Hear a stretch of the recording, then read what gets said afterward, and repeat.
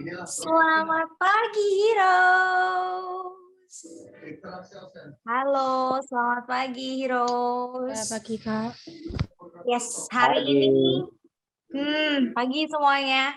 Hari ini kita berjumpa di acara yang spesial, gitu kan. Dimana lagi kalau bukan webinar Monospace dengan tema Filmmaking in Creative Industry.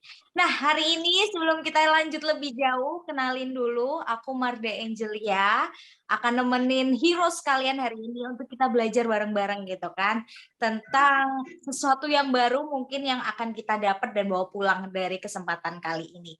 Sebelum itu, izinkan aku untuk ngucapin terima kasih sebanyak-banyaknya untuk kepada para sponsor dan media partner kita, khususnya kepada PT Indofood dan juga PT Wings Food, yang dimana sekarang katanya lagi berinovasi mengeluarkan gitu, memproduksi produk baru yang namanya Floridina Coco. Dimana kalau aku kenal Floridina itu biasanya minuman jus jeruk gitu kan, yang siap minum, siap dinikmati. Tapi kali ini ada rasa kokonatnya. Nah, khusus nih, harga-harganya juga khusus. Biasanya kalau harganya Floridina itu masih terjangkau, dan ini meskipun berinovasi mengeluarkan produk baru masih terjangkau juga. Nah, yang belum cobain atau penasaran gitu gimana jeruk dicampurin sama kokonat, langsung aja borong gitu kan di supermarket terdekat kalian, ada itu namanya Floridina Coco. Dan juga kepada seluruh media partner kita yang sudah bergabung untuk mensukseskan acara Monospace kali ini. Dan sebelum itu, teman-teman, aku mau reminder lagi, Heroes, buat selalu on cam ya. Yuk, supaya kelihatan gitu wajah-wajah generasi muda atau wajah-wajah orang-orang kreatif itu kayak apa sih gitu. Yuk on cam, yang belum on cam silakan. Kita tungguin, jadi jangan sampai kelewatan gitu kan untuk menjalin relasi satu sama lain meskipun online gitu kan. Siapa tahu dapat jodoh di sini gitu kan. Nah, yuk on cam dulu. Yang belum on cam silakan on cam gitu. Nggak ada salahnya kok nunjukin wajah gantengnya ya kan, atau cantiknya. Nah, oh bentar masih di jalan. Silakan ya yang sudah ada tempat yang kondusif kiranya, yuk silakan on cam gitu. Nah, teman-teman Heroes, kali ini aku juga mau ngasih tahu beberapa informasi tentang kegiatan Monospace tahun ini. Yang pertama, kita ada workshop ilustrasi by William Davis yang diselenggarakan pada tanggal 31 Juli.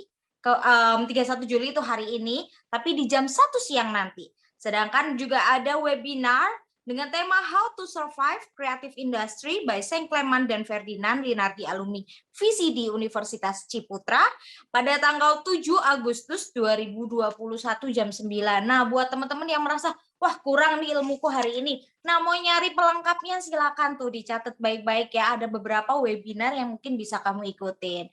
Dan ada juga workshop motion graphic by Obilia pada tanggal 7 Agustus juga, pada jam 1, kalau tadi jam 9, jam 1, dan juga penghujung acara kita yaitu lomba yang berupa poster, motion graphic, logo, dan product packaging bersama dengan Excelso Weston View pada tanggal 9 Juli sampai 20 Agustus 2021. Kak, masih bisa nggak sih daftar lombanya? Aku nggak mau cuma nuntut ilmu doang, aku mau daftar lomba juga. Boleh banget Heroes, kalian masih bisa punya kesempatan untuk mendaftarkan diri kalian pada lomba yang diselenggarakan oleh Monospace. Nah, Kak, cara joinnya gimana? Cara taunya itu gimana tadi? Ada webinar apa aja? Nah, jangan lewatkan dan ayo catat bareng-bareng gitu kan.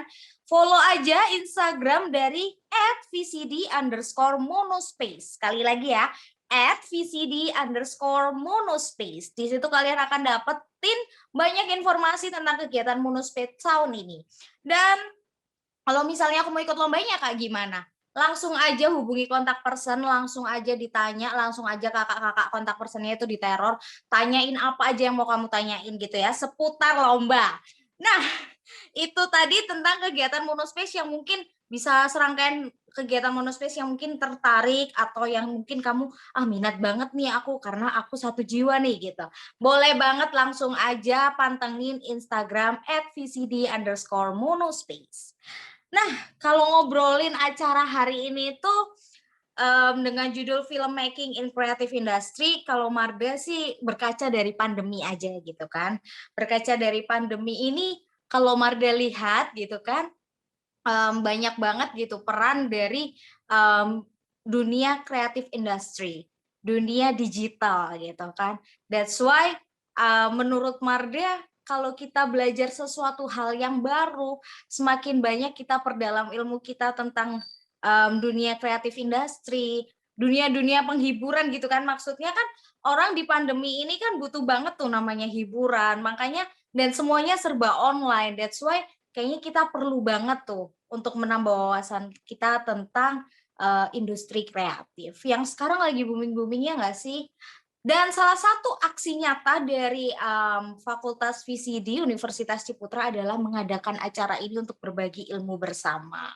Tapi sebelum itu kayaknya nggak afdol kalau acara kayak gini kita nggak dengerin sambutan hangat nih dari salah satu perwakilan dosen Universitas Ciputra Fakultas Visual Communication Design kepada Ibu Lisa Indriati, Sarjana Desain, Magister Manajemen, selaku dosen pembina Monospace. Waktu dan tempat saya berikan.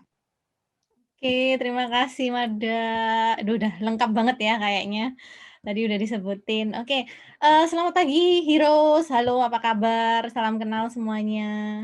Semoga semua lagi dalam keadaan baik ya, lagi sehat semuanya gitu. Hari ini sebenarnya sesi ketiga ya dari webinar, rangkaian webinar dari Monospace ini. Ketiga, kita masih punya 1 kali lagi dan ada 2 kali workshop lagi gitu.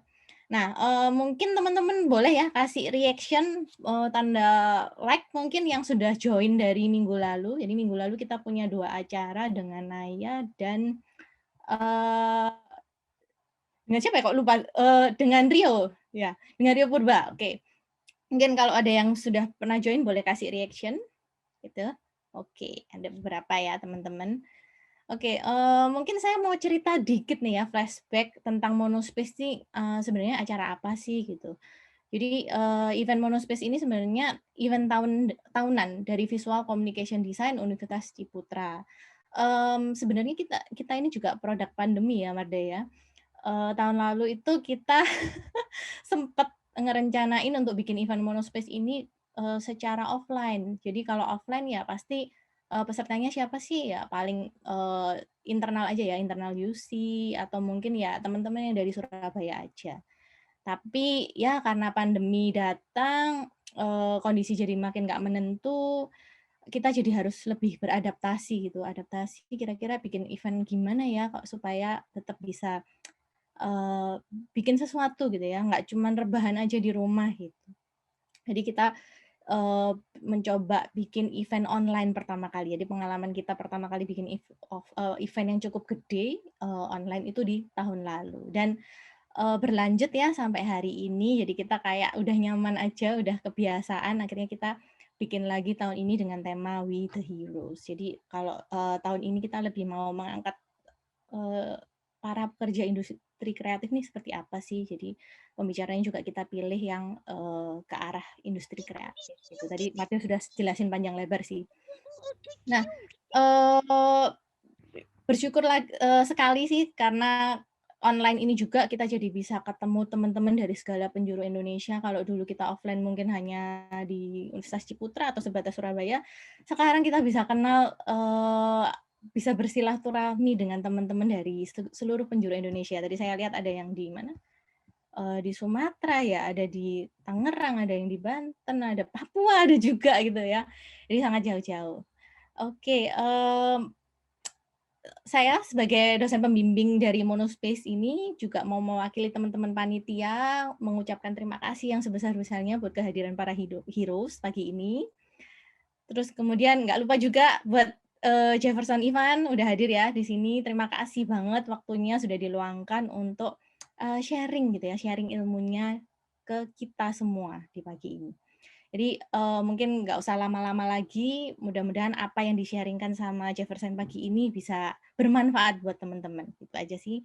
Selamat menikmati, sekali lagi terima kasih. Oke, thank you Mada. Thank you, Ibu Lisa. Nah, itu sambutan hangat gitu kan kalau ternyata ini adalah kegiatan tahunan. Kalau Marda juga di sini menjadi MC tahunan kayaknya. Soon to be ya, amin. Dan sebelum kita lanjut ke main point acara kita hari ini, Marda mau reminder lagi, nggak capek-capek ngingetin buat yang belum on cam, yuk on cam gitu. Karena on cam itu gratis, teman-teman. Heroes, jadi on cam lah buat menikmati secara maksimal gitu kan acara kita hari ini. Dan juga buat yang belum registrasi ulang, yuk registrasi dulu supaya kalian bisa dapetin sertifikat dari acara hari ini. Sayang banget kalau udah datang, udah belajar tapi nggak dapat sertifikat kan. Kan lumayan kalau ada apa buktinya gitu kan. Jadi yuk yang belum registrasi ulang akan dibantu kakak-kakak panitia untuk kalian bisa registrasi ulang dan mendapatkan sertifikat. Gitu ya teman-teman Heroes. Nah, kita akan memasuki acara yang kita tunggu-tunggu bersama di mana kita akan langsung gitu kan mendengarkan ilmu-ilmu dan sharing yang lengkap gitu dari narasumber kita yang hebat hari ini. Sebelumnya izinkan aku perkenalkan dulu ya. Jadi registrasi ulangnya bisa ini teman-teman, nanti dibantu kakak panitia untuk linknya dibagikan karena akan diisi melalui Gform.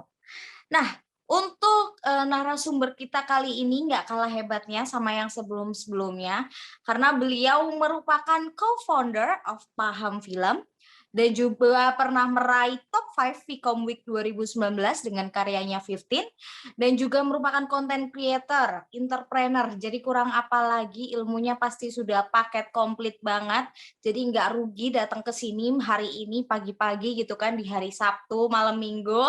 Langsung saja kita sambut bersama dengan meriah. Ini dia beliau, Jefferson Ivan.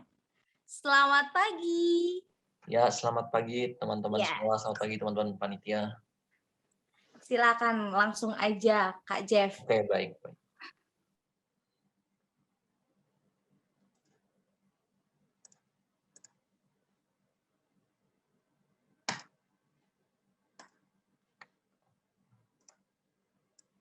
Oke, apakah sudah bisa terlihat ya layar saya?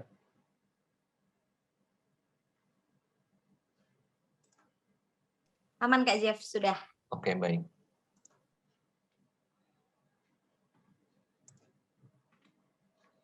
Nah, oke, jadi pertama saya mau ucapin terima kasih buat teman-teman panitia udah kasih saya kesempatan buat sharing hari ini. Terima kasih juga buat teman-teman yang udah sempatin waktu pagi-pagi gini mau hadir untuk belajar mengenai filmmaking in creative industry. Semoga apa yang saya sharingkan pada kesempatan kali ini bisa bermanfaat ya. Oke, jadi mungkin cerita sedikit tentang diri saya. Jadi kenalin lagi, saya Jefferson Ivan, saya co-founder of Paham Film. Saya juga suka filmmaking enthusiast, dan sekarang saya berprofesi juga sebagai seorang content creator. Nah, gimana sih perjalanan content creator saya? Bagaimana sih saya bisa jadi seorang content creator dan akhirnya suka dengan filmmaking ini seperti apa? Jadi itu kembali ke tahun 2015, di mana di situ saya start YouTube lah ya. Itu kalau nggak salah lagi zaman-zamannya YouTuber itu waktu itu. Impian saya cuman pengen jadi seorang YouTuber aja pada waktu itu. Itu masih nggak ada arah, nggak ngerti apa-apa juga. Dan karena itu keberanian untuk pegang kamera, untuk mulai ngerekam, itu dari situ jadi akhirnya suka untuk mendalami lagi tentang filmmaking. Dari sana mulai belajar lagi untuk gimana sih caranya filmmaking yang benar. Nah, itu perjalanan baru dimulai di 2015, dan 2016 saya sempat struggle di YouTube dan nggak dapat hasil apa-apa. Udah setahun nyoba dan ikut lomba film pendek juga abal-abal pun juga gagal, saya hasilnya juga jelek banget, dan sama sampai 2017 juga ikut lomba film pendek lagi, coba lagi, terus gagal lagi, sampai akhirnya saya coba putusin untuk stop YouTube udah 2 tahun karena nggak hasil apa-apa ini, sampai saya screenshot untuk angka subscriber-nya cuma 2 tahun, cuma dapat 400, itu kan lambat banget gitu. Nah, terus di 2018 saya semacam kayak take a break lah dari dunia ini, kayak udah hampir quit juga, males gitulah istilahnya. Terus di 2019 baru saya coba beraniin lagi, saya ikut lomba film pendek, ya hasilnya lumayan lah. Meskipun belum dapat juara tapi dapat 5 besar, dan di situ saya coba yakinin diri saya mau belajar lagi tentang filmmaking, dan saya masuk ke sekolah film, akhirnya di salah satu sekolah film di Indonesia pada tahun 2019.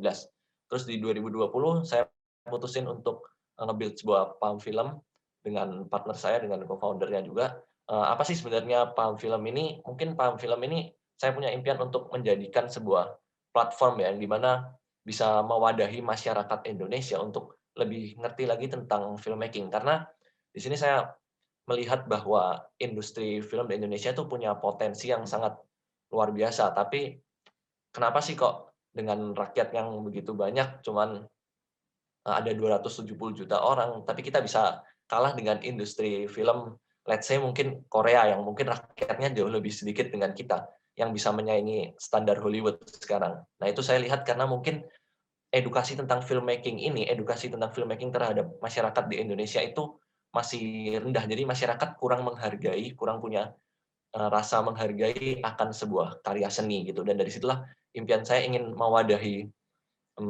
masyarakat Indonesia melalui platform yang saya bangun ini. Dan di tahun 2020 juga saya sempat awal-awal saya mulai serius lagi lah produce short movie saya, dan terus sampai 2021, dan dengan adanya paham film di 2020 ini juga mungkin awal start karir saya sebagai content creator lagi. Dan di 2021 ini saya bersyukur banget saya dapat kesempatan untuk bisa growing di paham film, dan bisa juga dapat kerjasama dengan beberapa brand-brand ternama melalui karir saya, melalui skill saya dengan filmmaking ini. Oke, itu mungkin sedikit perkenalan saya, sedikit cerita saya tentang journey saya sebagai seorang content creator yang juga suka tentang filmmaking. Jadi mungkin ada beberapa ya, dalam kita menjadi seorang content creator itu ada beberapa keuntungannya. Ini yang berdasarkan pengalaman saya. Pertama tentu kita dapat exposure, bisa dapat nama lah istilahnya.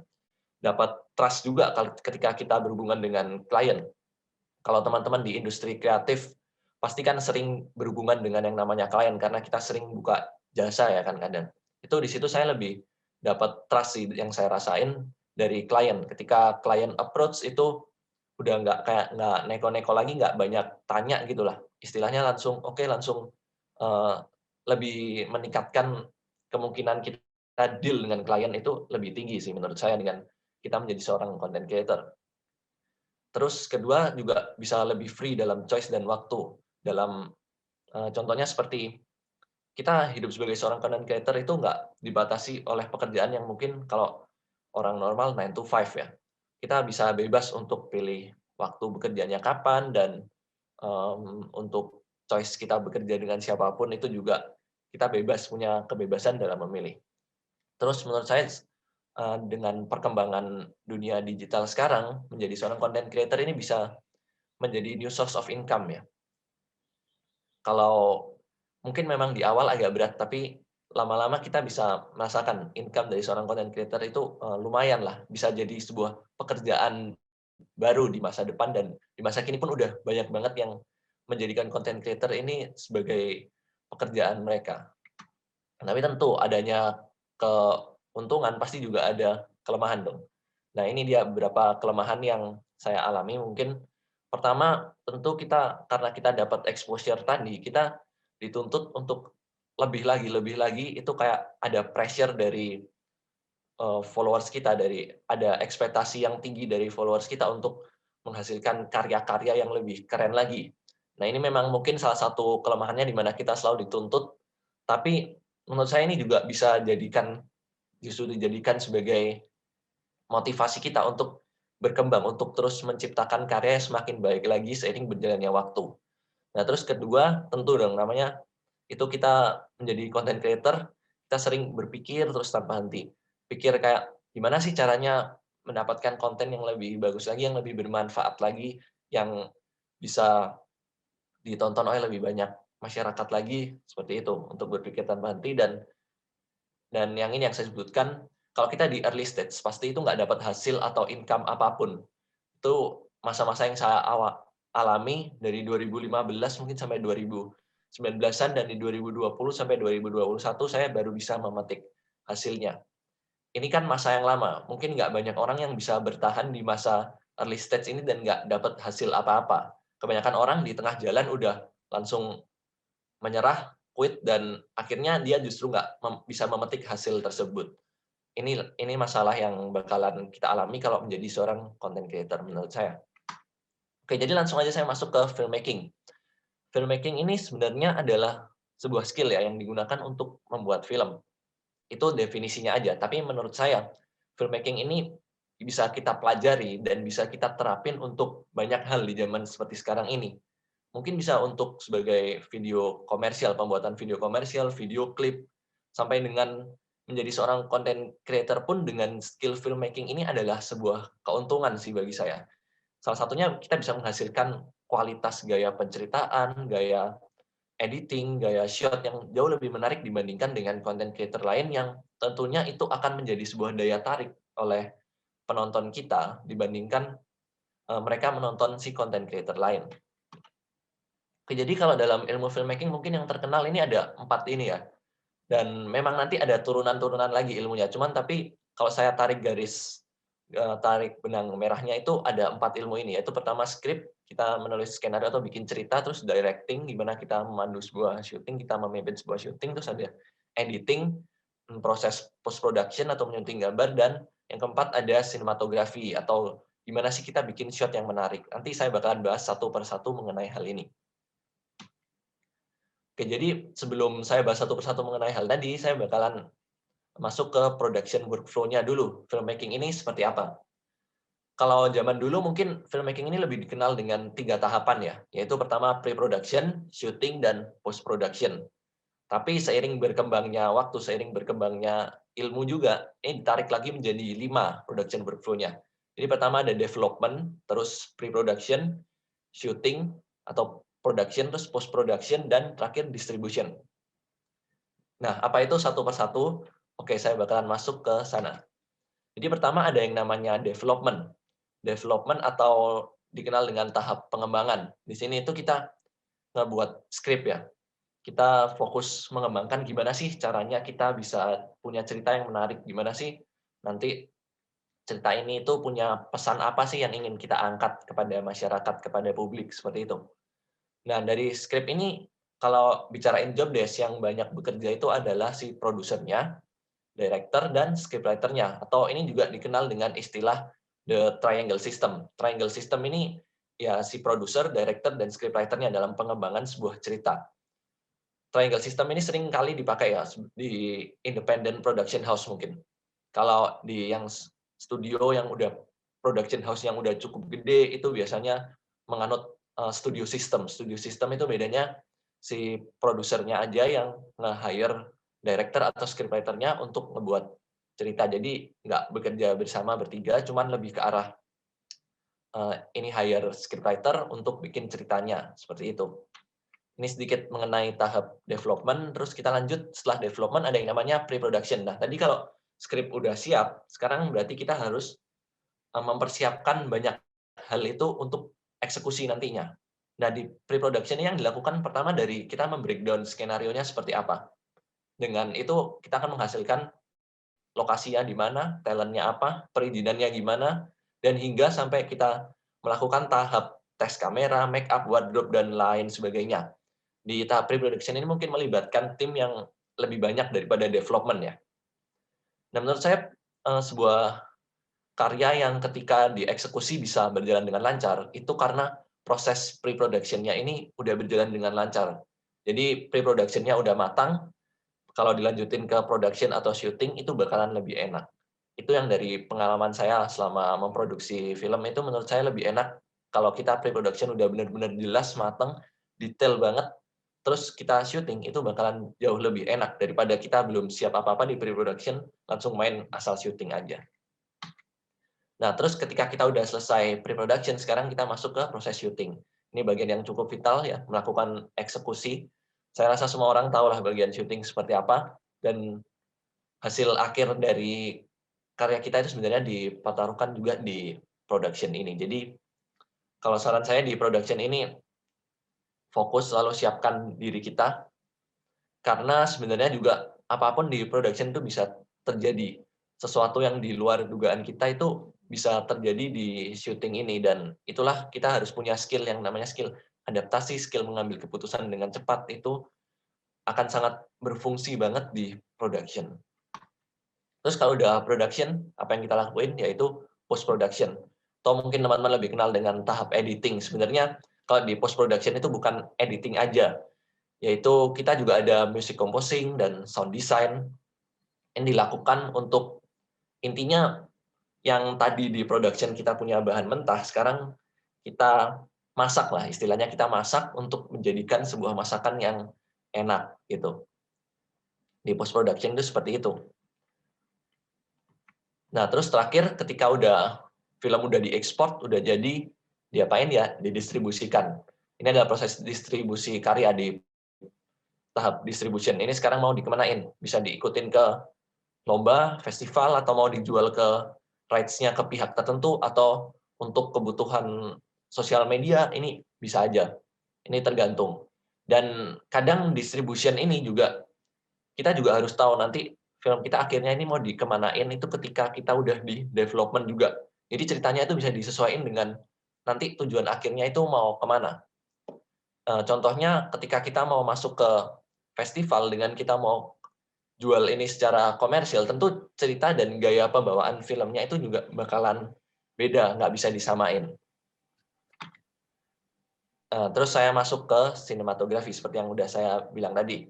Jadi dalam filmmaking itu ada ilmu yang dikenal dengan sinematografi, di mana ilmu ini itu mempelajari tentang seni tata kamera, atau gimana sih caranya kita bisa bikin shot yang menarik, gimana sih kita bisa bikin gambar kita itu, visual kita itu terlihat cantik, terlihat keren. Itu diatur di dalam ilmu yang namanya sinematografi. Dasar pertama dari ilmu sinematografi dan hampir semua ilmu foto atau video itu adalah segitiga exposure ini. Segitiga exposure terdiri dari shutter speed, ISO, dan aperture. Shutter speed itu lebih pengaruh ke motion ya. Motion itu seperti pergerakan objek di dalam kamera. Contoh misal tangan saya gerakin seperti ini motion-nya seperti apa gitu. Itu angkanya yang kalau teman-teman lihat baik di kamera atau di HP teman-teman itu yang 1/100, 1/200, dan seterusnya. Nah, apa efeknya? Semakin kita besarin angka ini, misal dari 1/100 ke 1/200, motion yang ditangkap itu semakin jelas. Jadi gambarnya nggak, misal saya gerakin tangan gini itu nggak ngeblur, seperti itu. Tapi semakin kita besarin juga angkanya, gambar kita itu juga semakin gelap. Dan sebaliknya, kalau kita kecilin, berarti gambar yang ditangkap seperti ini itu semakin ngeblur. Tapi gambar kita juga semakin terang. Itu untuk shutter speed. Lalu ada yang namanya ISO. ISO ini yang angkanya 100, 200, dan seterusnya. Ini untuk pengaruhnya kepada kecerahan gambar ya. Misal kita semakin besarin dari 100, 200, 400, 800 gitu, untuk gambarnya ini bakalan jadi semakin terang. Tapi perlu diingat juga, semakin besar ISO, itu bakalan muncul namanya noise. Noise itu seperti bintik-bintik atau ya bintik-bintik di kamera kita, di gambar kita, yang bikin gambar teman-teman itu jadi kurang jernih atau kurang jelas. Terus ada yang terakhir namanya aperture. Aperture ini F. Angkanya yang F ini bukaan atau diafragma lah pada lensa. Di mana angkanya F 1,4, F 2,8, F 3,5, dan seterusnya. Ini pengaruhnya kepada, kalau teman-teman mungkin lebih gampang ngerti dengan istilah bokeh gambar, atau background-nya yang semakin blur, itu seperti itu. Ini semakin angka kita kecilin, misal dari F 3,5 kita kecilin ke F 1,4, background kita itu bisa jadi lebih blur. Tapi juga gambar kita bakalan jadi lebih terang. Dan sebaliknya, ketika kita besarin ini angkanya, jadi misalnya di F22, nanti bukaannya semakin kecil, gambar kita semakin gelap, dan background kita nggak semakin blur juga. Itu sedikit untuk segitiga exposure. Terus dalam video ini, kita punya namanya aturan 2 kali FPS atau doubles the frame rate ya. Ini gimana maksudnya? Jadi misalnya Ini untuk menentukan angka shutter speed. Shutter speed tadi yang angka 1/60, 1/30, dan seterusnya. Jadi gimana sih caranya kita menentukan angka shutter speed dalam video itu menggunakan aturan double the frame rate atau 2 kali FPS ini. Karena kalau di foto kita melukis dengan cahaya, kalau di video ini kita sebutannya melukis dengan motion. Jadi yang pertama kali diprioritaskan itu adalah gimana kita menangkap motion tersebut. Nah, shutter speed ini selalu kalikan dengan frame per second kita atau 2 kali FPS kita. FPS itu apa? FPS itu adalah frame per second. Frame per second kita tahu di mana setiap video itu dibentuk dari namanya frame ya. Setiap detik video itu dibentuk dari berapa frame. Itu aturannya ada settingan langsung entah itu di HP atau di kamera kita. Misal ada yang namanya 24 fps, 30 fps, 60 fps, dan seterusnya. Kalau 24 fps berarti per detik dari video itu terbentuk dari 24 frame. Kalau 60 fps ya berarti 60 frame. Nah, ini gimana cara tentuin shutter speed itu menggunakan fps berapa yang kita pilih. Misal saya mau pakai nih, untuk film kan biasanya rata-rata pakai 24 fps ya. Saya pakai 24 fps, terus saya mau nentuin sekarang shutter speed saya berapa.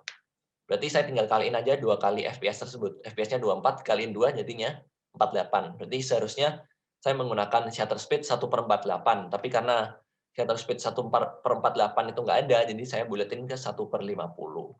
Seperti itu untuk aturan 2 kali FPS. Nah, terus ini ada beberapa faktor yang menurut saya penting ya dalam sinematografi. Pertama adalah warna.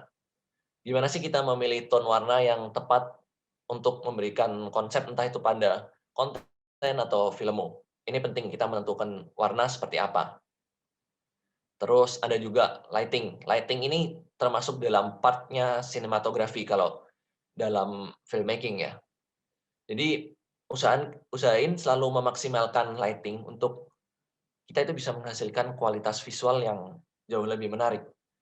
Karena seperti saya sebut tadi, kalau kita mau cerahin gambar kita, terpaksa kita harus naikin ISO kan. Kalau ISO-nya kita naikin mentok banget, itu bakalan tadi muncul namanya noise. Nah, kalau kita kecilin, itu gelap. Jadi gimana? Ya, kita harus pakai lighting, bantuan lighting. Ini, apalagi kalau di dalam ruangan ya, ini perlu banget sih pakai lighting. Terus ada juga kita memperhatikan ukuran shot, atau ukuran jenis angle movement, dan berbagai macam shot, serta kegunaannya itu seperti apa. Nah, jadi tadi saya udah bahas tentang shot, sekarang saya coba detailin lagi tentang gimana sih jenis-jenis shot itu apa aja. Ini pertama ada jenis shot berdasarkan ukuran, yaitu ada extreme wide shot, itu ukurannya kalau teman-teman mau ambil extreme wide shot itu ukurannya tubuh kita itu terlihat kecil banget di kamera, itu extreme wide shot. Terus yang kedua ada wide shot atau full shot, ini patokannya dari kaki kita sampai ujung kepala kita. Terus ada medium wide shot atau medium full shot kalau di foto ini itu dari sekitar lutut kita sampai kepala kita. Terus ada namanya juga cowboy shot, itu dari seperti sebutannya cowboy dari sekitaran ukuran pistol si cowboy ini sampai ujung kepala. Ada medium shot itu kisaran dari pinggul kita sampai ke ujung kepala, terus medium close up itu seperti pas foto KTP ya. Dari sekitar bahu kita ke bawah sedikit sampai ke ujung kepala. Untuk close up itu biasanya meng-highlight bagian tertentu untuk misal contohnya mau meng-highlight wajah itu kita menggunakan close up itu contohnya dari wajah kita full aja. Seperti itu untuk ukuran close up. Dan yang terakhir kalau extreme close up itu misal kita mau meng-highlight mata aja jadi shot-nya itu cuman mata aja, itu bisa dikenal dengan istilah extreme close up. Terus ada juga jenis-jenis shot berdasarkan angle. Kalau angle ini, pertama ada frog eye angle, atau ini berarti di bawah ground level sini. Ini untuk frog eye angle. Terus ada ground level ini atau low angle kalau saya sebutnya, kalau di foto ini. Ini ukurannya sekitaran dari, benar-benar dari lantai dasar. Itu kita mengambil shot dari lantai dasar, kamera tempatin lantai dasar, itu bisa disebut sebagai low angle. Terus ada knee level, kalau knee level berarti dari sekitaran lutut kita, waist angle atau hip level, itu dari sekitaran pinggul kita, Ada shoulder level, itu berarti dari sekitaran bahu kita, dan eye level ini kondisi yang angle normal ya, seukuran mata, pandangan mata kita. Terus ada high angle itu sedikit di atas eye level, dan yang paling tinggi banget itu bird's eye angle, itu mengambil sudut pandang dari mata burung. Nah, terus ini untuk ada beberapa jenis shot berdasarkan movement. Kalau tadi udah angle, ukuran, sekarang movement. Jadi movement itu sebenarnya ada banyak dalam kamera. Contohnya ada static, itu kita stay, kalau teman-teman pakai tripod aja, mau ditaruh kameranya itu bisa movement static. Terus ada juga movement handheld.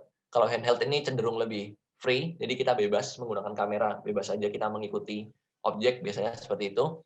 Kalau dolly ini juga disebut sebagai track in atau track out, ini sama istilahnya sebutannya. Kalau melihat di gambar yang ini ada dolly, itu jadi kita kamera satu garis maju atau mundur. Terus ada pan right atau left. Pan itu pada satu poros, kameranya bergerak ke arah kanan atau bergerak ke arah kiri. Terus ada crab right atau left. Itu kalau crab itu sama dengan truck, posisinya di sini. Itu kita menempatkan kamera di satu garis, itu bergeraknya ke arah kanan atau kiri juga. Kalau habis itu juga ada yang namanya jib atau crane. Kalau jib juga di satu garis, tapi ke atas atau bawah. Terus ada juga tilt up and down. Tilt up and down ini mirip dengan pen, satu poros, tapi dia ke atas sama ke bawah. Terus ada juga roll, ini ke kanan dan kiri, tapi dalam satu poros aja. Seperti itu untuk jenis-jenis shot dan berdasarkan angle, movement, dan ukurannya.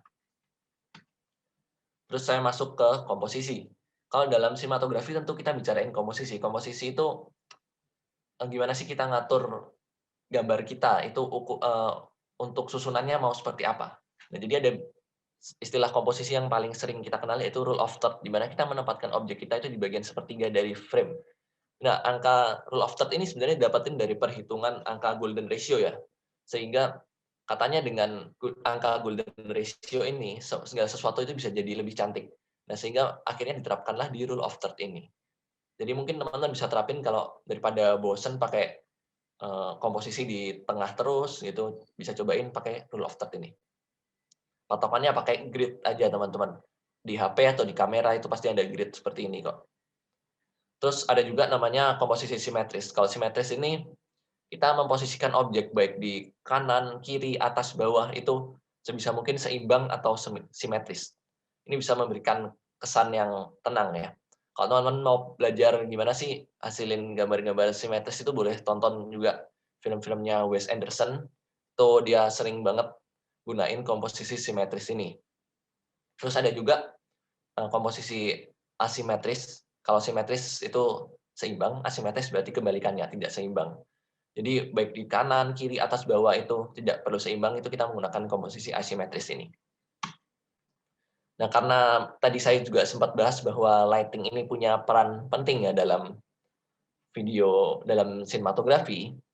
Jadi inilah standar lighting atau teknik lighting yang paling standar yang bisa teman-teman ngerti dan pahami, yaitu namanya adalah 3-point lighting, di mana kita mengatur lighting itu menempatkan di 3 posisi seperti ini.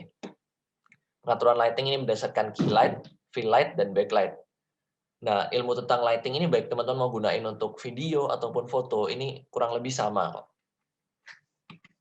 Jadi apa itu sih yang saya sebutin key, fill, dan backlight. Nah, jadi key light ini yang posisi di kiri bawah ini adalah lighting utamanya. Biasanya punya lighting yang secara intensitas itu paling kuat, itu key light-nya biasanya. Terus ada juga namanya fill light. Fill light ini lighting pengisinya, yang posisinya di sini. Ini untuk mengisi shadow atau bayangan dari wajah. Ketika kita taruh di key light dari posisi seperti ini, otomatis di wajah yang daerah sini itu kan otomatis bakalan gelap kan ya. Nah, itu diisi dengan namanya fill light ini. Ini fungsinya seperti ini. Dan terakhir ada juga backlight. Ini biasanya lighting yang ditaruh di belakang si objeknya. Biar apa? Biar objek ini ketika ada lighting dari belakang, di daerah tubuhnya, daerah sini itu bakalan muncul semacam highlight dari outline-nya. Itu bakalan ngebuat si objeknya ini terlihat lebih timbul lah dari background-nya. Itu kenapa sih kok kita menggunakan pengaturan 3 lighting seperti ini. Oke. Itu untuk lighting, semoga bisa dipahami. Terus ada juga warna. Kalau warna sih mungkin dari teman-teman semua udah lebih ngerti mungkin ya. Warna itu secara dasar terbagi menjadi 2, yaitu warm dan cold. Kalau warm itu yang cenderung hangat seperti merah, kuning, dan seterusnya. Untuk cold itu juga seperti yang warna-warna yang cenderung dingin seperti biru, hijau, toska, dan ungu. Jadi gimana sih penerapan warna kalau dalam film? Sebenarnya sesimpel gini, kalau warm itu bisa digunakan untuk menggambarkan sebuah momen yang cenderung hangat, yang senang, itu bisa digunakan menggunakan warna warm. Sedangkan cold itu bisa digunakan untuk momen-momen yang sedih, dingin, galau, itu bisa gunain warna cold. Ini sebagai contoh aja ya, tapi tetap kembali lagi nanti ke preferensi teman-teman masing-masing. Tapi kalau saya, gimana saya bermain warna itu dengan bahasa visual, menerapkan warna ini ke dalam bahasa visual saya, itu seperti itu saya bermainnya. Terus lanjut, karena kita udah syuting, kita udah belajar sinematografi, sekarang tentu kita harus juga belajar editing. Editing ini konsepnya simple, di mana kita menjahit cerita. Kalau kita udah dapat bahannya, sekarang tinggal kita jahit-jahit itu menjadi sebuah cerita. Menjahit footage yang udah diambil saat syuting. Jadi ini ada beberapa software untuk video editing buat teman-teman yang kalau mau lebih serius lagi itu bisa pakai Adobe Premiere atau After Effects. Ini fiturnya cukup lengkap dan menurut saya ya mungkin agak susah di awal, tapi juga kalau udah cukup mendalami ya nggak terlalu susah lah untuk kita pelajari. Ini tutorial pun juga udah banyak banget di YouTube, jadi bisa belajar secara otodidak juga kalau menggunakan software-software ini. Kalau ini untuk buat teman-teman yang pakai HP, saya rekomendasikan ada 3 aplikasi ini, punya kelebihan dan kekurangannya masing-masing. Pertama ada KineMaster, dia user friendly, dia hampir mirip lah dengan untuk UI-nya seperti Adobe Premiere. Ini buat teman-teman yang mau bikin video yang lebih lama, 5 menit, itu mungkin cocok pakai KineMaster. Terus tadi juga CapCut ini juga lebih simple sedikit dari KineMaster, tapi dia ini lebih cocok untuk bikin video yang cenderung pendek, durasinya pendek. Kalau panjang, menurut saya kurang cocok kita ngedit di CapCut. Terus ada InShot ini juga kadang saya gunain untuk ngedit-ngedit video yang durasinya lebih pendek lagi buat Instagram Story mungkin, yang butuhnya cepat banget ini pakai InShot.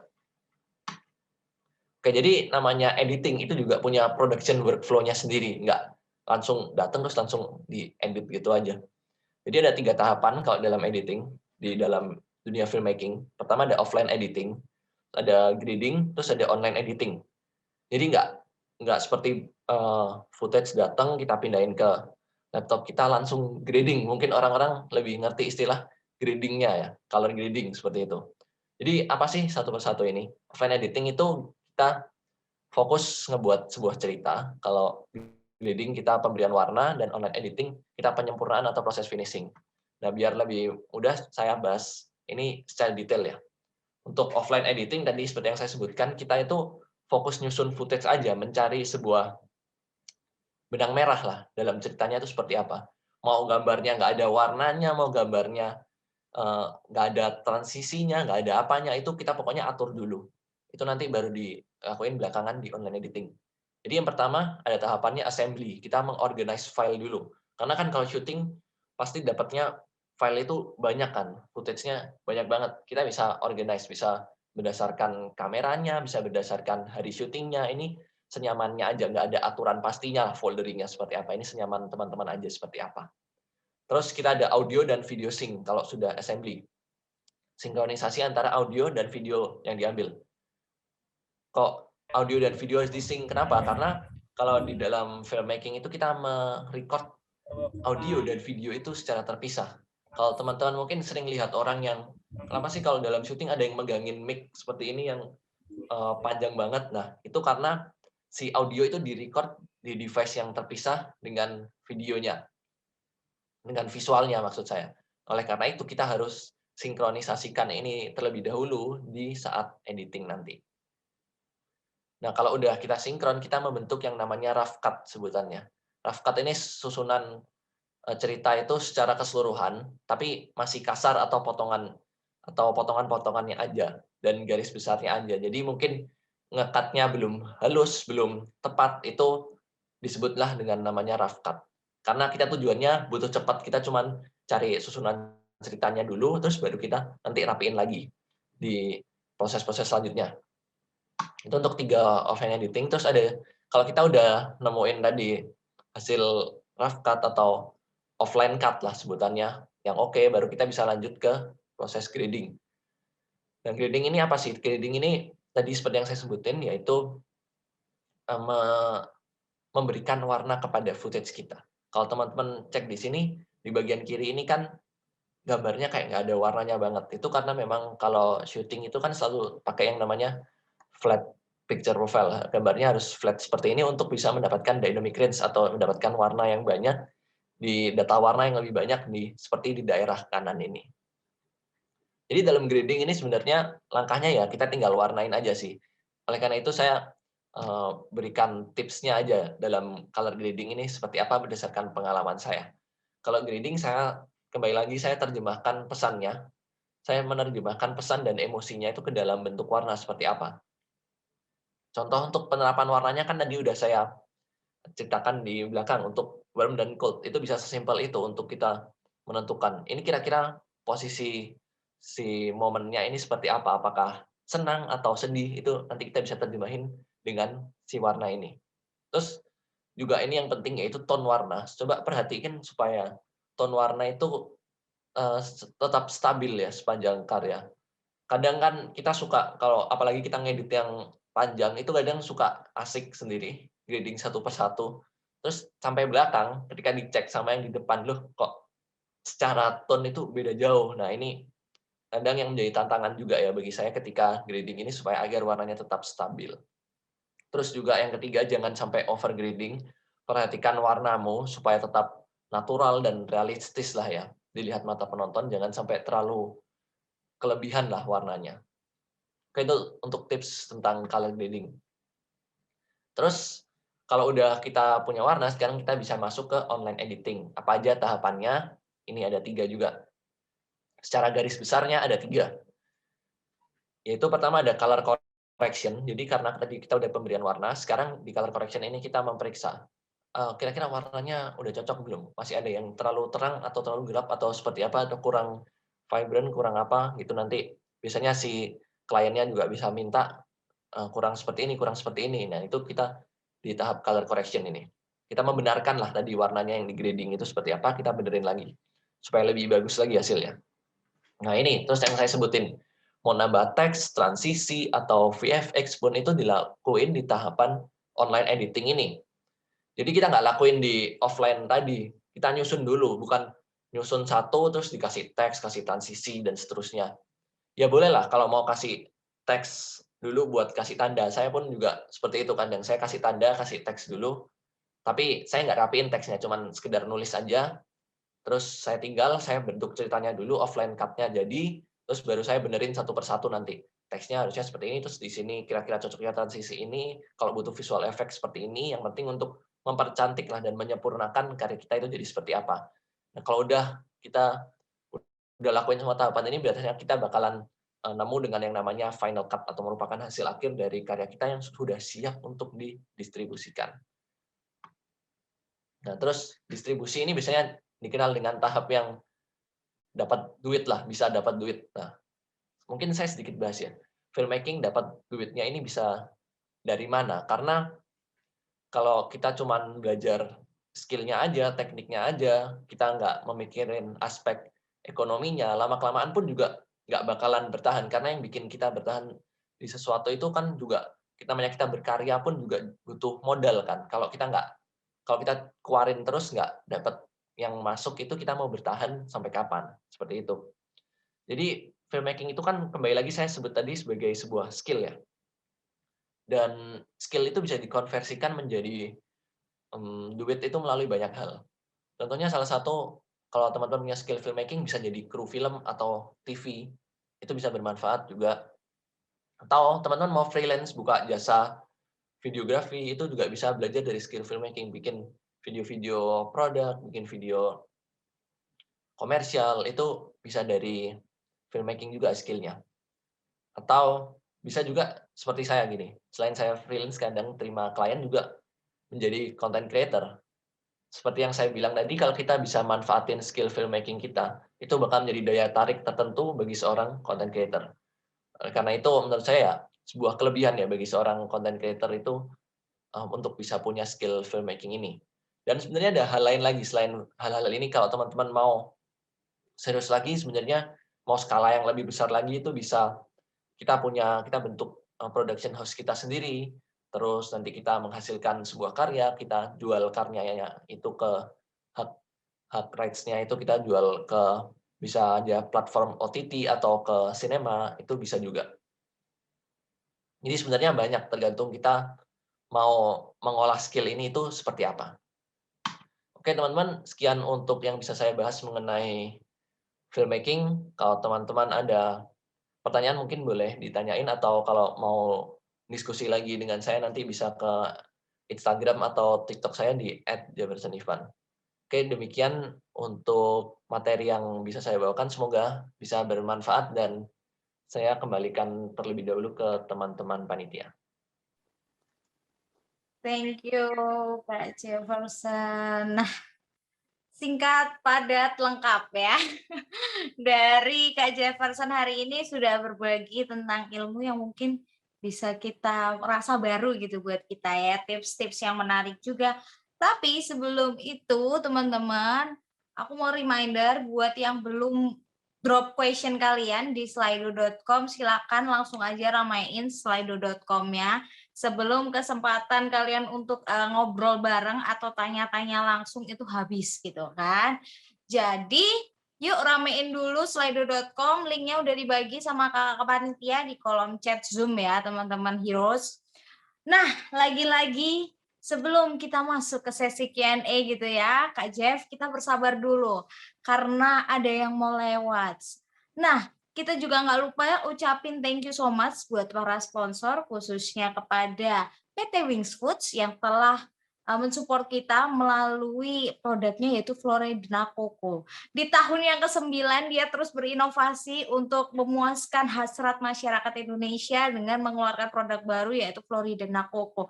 Dimana kalau aku tahu itu Floridina itu minuman jus jeruk yang siap minum, tapi kali ini berinovasi dicampur dengan coconut. Tuh rasanya kayak apa coba?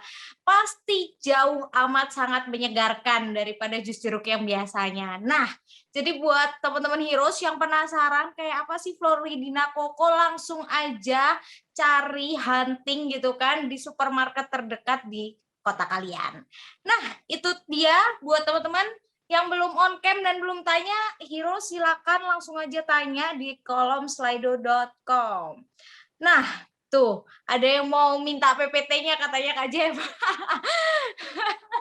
Iya, Yuk boleh. Nanti saya kirimkan ke teman-teman panitia ya, bisa dibantu ya mungkin. Nah, tuh baiknya Kak Jeff. Nah, kita hari ini akan masuk ke sesi Q&A Kak Jeff. Jadi persiapan, ini pertanyaannya sudah banyak gitu kan, dari tadi antri pertanyaannya di slido.com. Jadi buat teman-teman yang belum tanya, yuk rugi kalau nggak tanya di kesempatan yang emas kali ini. Pertanyaan pertama datang dari Hero aja namanya. Kak, cara membandingkan diri sendiri sebagai filmmaker, sinematografer, videographer, video creator, content creator, kameramen, atau dop gimana ya? Waduh, pertanyaannya agak ini ya, mirip tapi tak sama ya. Gimana, Kak? Oke, mungkin ini penerapan untuk personal branding ya. Sebenarnya sih simple aja ya, kita share aja sesuatu yang kita tahu, yang kita punya passion di sana, yang kita suka, itu di sosial media kita, start bikin konten. Yang penting itu adalah konsistensinya, karena banyak orang itu bisa bikin kontennya, tapi kalau masalah bertahan di konsistensinya itu belum tentu bisa. Nah, menurut saya tinggal share aja sih apa yang kita suka, yang kita tahu itu di sosial media kita. Karena dengan kita share itu pasti suatu saat ada orang yang butuh juga kok dengan ilmu yang kita share itu. Oke, itu ya tanggapannya ya. Kalau masih kurang puas, lanjut aja tanya lagi ya habis gini ya. Nah, kita beralih ke pertanyaan berikutnya. Sepertinya banyak yang like, ini juga banyak yang tanya berarti. Dari Levin. Menurut kakak, apakah sekolah film membantu kakak bisa buat film layar lebar atau kemungkinan masih kecil atau susah dan lebih menjanjikan buat video iklan dan lain-lain? Gimana tuh, Kak? Oke, menarik nih.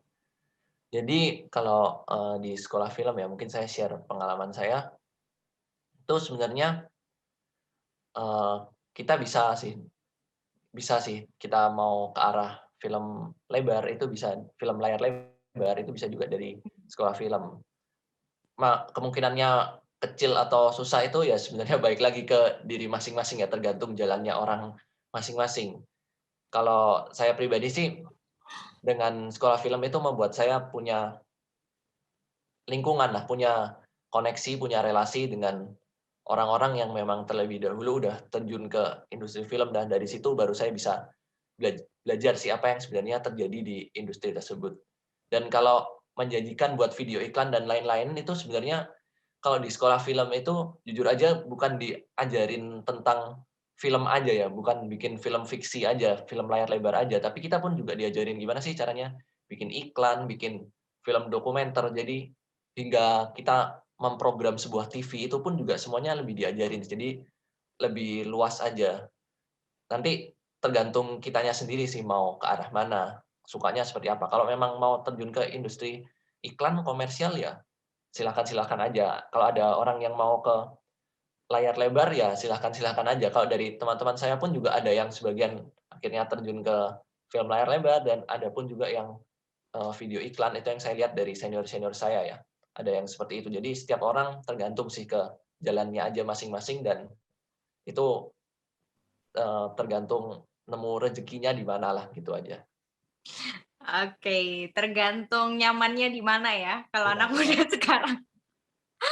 Oke, jadi terserah itu semua apa ya maksudnya apa ya prospek kerja yang emang bisa dilakuin sejenis tapi tak sama gitu. Jadi tergantung kalian nyamannya di mana gitu. Benar. Dan lanjut Kak, berhubung banyak kita harus cepat ya supaya terjawab semua gitu kan. Dari M Danindra SP. Gimana cara mengedukasi masyarakat mengenai ilmu film? Karena kebanyakan sekarang film itu selalu dibahas mengenai teknis, sedangkan film lebih luas daripada itu. Iya, oke. Nah ini sih mungkin yang menjadi tantangan juga ya, apalagi saya punya platform filmmaking, itu juga jadi tantangan sih. Masyarakat memang kalau kita lihat memang lebih tertarik dengan sisi teknisnya, padahal kan film memang lebih luas dari itu. Ada juga misalnya ilmu-ilmu tentang estetika dalam film, itu yang jarang dibahas. Tapi kan untuk bisa mengerti ilmu-ilmu yang lebih dalam lagi tentang film ya tentu masyarakat kan harus paham juga tentang teknisnya seperti apa. Kalau mereka udah ngerti tentang teknisnya, baru kita bisa bawa ke ilmu-ilmu yang mungkin lebih dalam. Karena siapa sih yang mau dengerin kita kalau kita menjelasin sesuatu yang nggak bisa dimengerti sama yang pendengarnya, seperti itu aja sih. Jadi gimana kita membuat ilmu yang rumit itu, teori yang banyak banget itu menjadi hal yang simpel, kemudian bisa dipahami, itu aja sih caranya untuk bisa mengedukasi masyarakat mengenai ilmu ini, gitu. Oke. Ya, berawal dari teknis ya, nanti yang lainnya mengikuti. Karena biasanya orang-orang sekarang itu emang gitu, Kak Jeff. Bisanya beride doang, teknisnya nggak tahu kemana arahnya. Nah, itu kan Iya, repot benar. ya kalau sudah kayak gitu ya. Oke, kita lanjut dari Oka Sugawa. Bagaimana cara kakak untuk terus menggali ide kreatif menjadi content creator dan tips time management yang baik, dan bagaimana menjaga semangat to not give up berkarya? Waduh, borong banget pertanyaannya Oka ya. Gimana Kak? Oke, baik. Menggali ide ya. Sebenarnya sih kalau menggali ide itu ya banyakin referensi aja. Tonton content creator yang mungkin punya needs atau punya konten-konten yang kurang lebih sejenis lah dengan kita. Terus kita lihat kira-kira kontennya seperti apa. Bukan bukan kita nyontek ya, tapi kita cari referensi. Nanti dari situ kita bakalan bisa kepikiran ide sih. Semakin banyak referensi, menurut saya semakin kita bisa lebih mudah memunculkan sebuah ide. Nah, kalau untuk tips time management ini, sebenarnya konten creator, menjadi seorang content creator itu kan kita butuh waktunya untuk bikin kontennya kan ya. Tapi kadang ada orang yang masih punya kegiatan lain, mungkin teman-teman di sini kuliah juga, terus gimana sih cara ngatur waktunya? Kalau dari saya sendiri ya, saya seringnya saya ambil 1 hari itu untuk ngebuat semua konten saya yang bakalan saya posting dalam waktu 1 minggu ke depan. Jadi kan 1 hari yang mungkin saya paling luang dibandingkan dengan hari-hari lainnya. Itu saya gunain untuk bikin konten yang saya simpan nanti untuk saya upload 1 minggu ke depan, seperti itu sih. Dan bagaimana untuk semangat, sebenarnya ya balik lagi ke diri kita masing-masing aja. Kalau kamu suka ngelakuin itu ya kamu pasti bakalan konsisten kok bagaimanapun kondisinya seperti apa. Seperti itu aja sih. Best, tepuk tangan dulu. Intinya konsisten ya teman-teman ya, kalau di bidang ini tuh intinya konsisten. Nggak bayangin sih sebenarnya Kak Jeff, andai kata sehari harus bikin konten sebanyak itu untuk seminggu ya. Ya nanti deh kapan-kapan kita DM lebih lanjut. Gimana tuh sehari bikin konten untuk 1 minggu ke depan ya. Dahsyat. Lanjut dari Damara Marpaung. Kak, cara mencari teman yang bisa diajak kerjasama untuk membuat sebuah karya atau film pendek. Oh, minta tips cara mencari teman nih.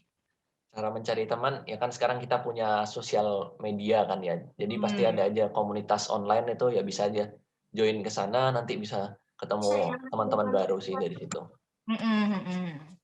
Oke, jadi banyak cara menuju mencari teman yang terbaik dan teman yang cocok untuk jadiin partner kerja gitu ya.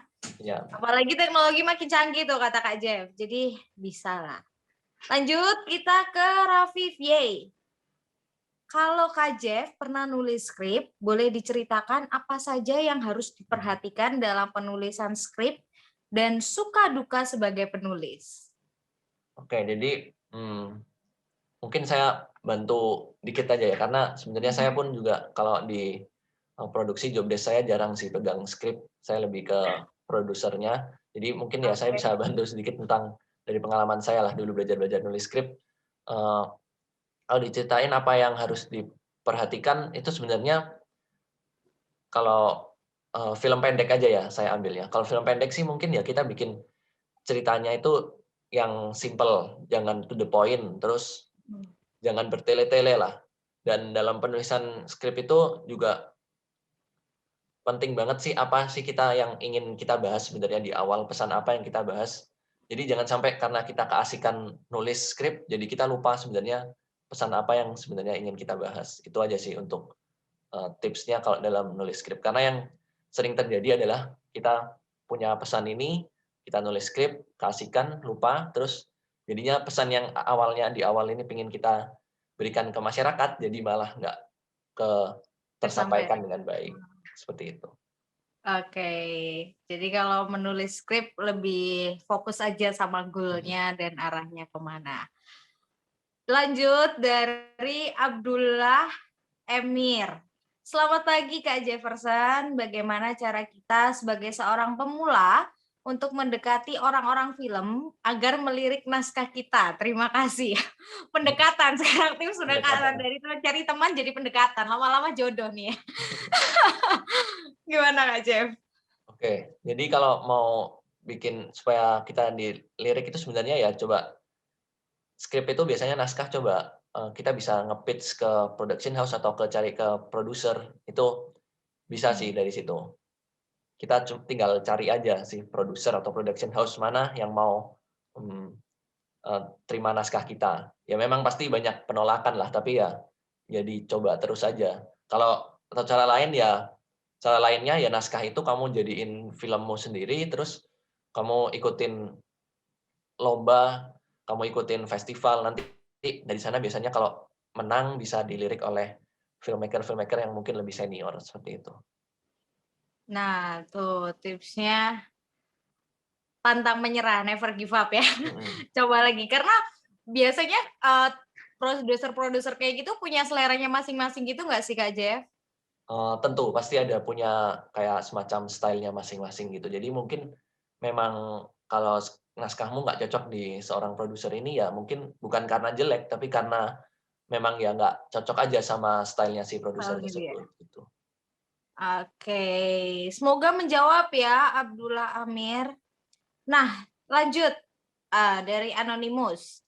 Sebagai filmmaker, Kak Jeff merasa punya tanggung jawab untuk mengembangkan perfilman di Indonesia nggak sih? Gimana tanggapan Kak Jeff tentang perfilman di Indonesia? Hmm. Tentu, pasti, sebagai filmmaker itu punya tanggung jawab ya untuk gimana sih kita bisa lebih growing lagi di perfilman di Indonesia. Kalau tanggapan saya tentang perfilman Indonesia itu menurut saya, kita itu punya potensi yang sangat luar biasa ya. Kalau kita lihat data di sebelum kita masuk ke pandemi di 2020 itu, kita itu punya pasar film itu di Indonesia itu paling besar nomor 10 di dunia. Nah, Oke. sedangkan kita kan rakyat 270 juta ya. Kalau kita bandingin aja lah dengan negara tetangga seperti negara Korea yang rakyatnya cuma kisaran 40 juta, tapi kenapa sih kok seperti industri film di Korea itu bisa sampai gede banget, sampai mendunia banget, di mana pasar lokalnya aja cuman mungkin nggak nyampe setengahnya dari pasarnya Indonesia. Kan di sini potensi perkembangan pasar film di Indonesia ini sangat luar biasa banget sih sebenarnya. Oke. Jadi sebenarnya potensi untuk film di Indonesia ini sangat gede ya, apalagi Iya. penontonnya juga peluangnya masih sangat besar gitu. Lanjut dari Andrew. Kak, saya mau tanya bagaimana caranya agar kita tahu ketika proses color grading itu warna dari rekaman kita nggak overgrading. Oke. Jadi sebenarnya caranya kita kan kalau, grading biasanya kita lihat layar terus itu jadi mata kita jadi kadang kayak kurang tepat lah ya, apa itu secara penilaiannya. Caranya ya coba tinggal kamu bawa aja ke orang lain yang belum pernah lihat warnamu, lihat kira-kira warnanya seperti apa. Kalau menurut dia terlalu parah, ya udah itu berarti namanya kadang terlalu overgrading. Itu aja sih. Sesimpel itu ya jadi ya. Iya. Coba tanyain ke orang lain. Oke, semoga menjawab ya. Kalau belum menjawab, boleh Heroes langsung aja dilanjutin pertanyaannya. Kak, melanjutkan pertanyaan sebelumnya, bilang gitu aja ya. Oke, dari Kirana. Kak, kira-kira cara meminta izin kepada orang tua untuk menjadi filmmaker bagaimana, Kak? Loh, sungguhan habis gini tanya jodoh ini habis gini ya. Heroes ini pada curhat ya, Kak, pagi-pagi ya, Kak.